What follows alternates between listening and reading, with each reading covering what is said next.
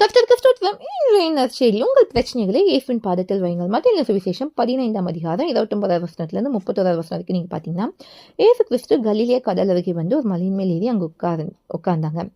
அப்பொழுது சப்பானிகள், ஊமையர், ஊனர் முதலில் நிறைய பேர் வராங்க. அவங்க எல்லாத்தையும் ஏசப்பா கிட்ட கொண்டு வந்து அவருடைய பாதத்துல வைக்கிறாங்க. அவங்கள அவர் சுஷ்டப்படுத்தினான் வேடுன்னு சொல்லுது. அது மாத்திரம் ஊமையர் பேசுறாங்க, ஊனர் சுஷ்டமாகறாங்க, சப்பானிகள் நடக்கிறாங்க, குருடர் பார்வையிடுறாங்க. இதெல்லாம் ஜனங்கள் பார்த்து தேவனை மகிமைப்படுத்தினாங்களாம். இன்னைக்கு நம்மளுக்கு சொல்லப்படுறதுன்னு சொல்லி தெரியுமா? இன்னைக்கு உங்க வாழ்க்கையில என்ன போராட்டம், பிரச்சனை இருந்தாலும் சரி, எனக்கு படிப்பு இல்லைங்கிறீங்களா, எனக்கு ஞானம் இல்லைங்கிறீங்களா, எனக்கு வருமானம் பத்தலை, எனக்கு டேலண்ட் இல்லை, என் தேவைகள் சந்திக்கப்படலன்னு சொல்றீங்களா, உங்களுக்கு என்ன பிரச்சனை இருந்தாலும் சரி, இன்னைக்கு ஏசப்பா பாதத்தில் வைங்க. சுகம் இல்லைன்னு சொல்றீங்களா, அதையும் ஏசப்பா பாதத்தில் வைங்க. ஏசப்பா உங்களை சுஷ்டப்படுத்துவார், உங்கள் தேவைகளை சந்திப்பார், உங்களுக்கு சாட்சியாக நிறுத்துவார். நம்ம ஒன்னே ஒன்று செய்யணும், ஏசப்பா பாதத்தில் காத்திருக்கணும்.